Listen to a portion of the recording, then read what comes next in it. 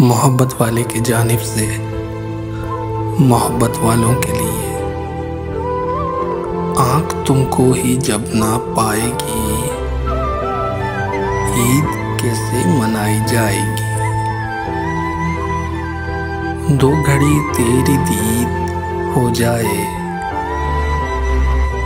अपनी भी ईद वही ईद हो जाए।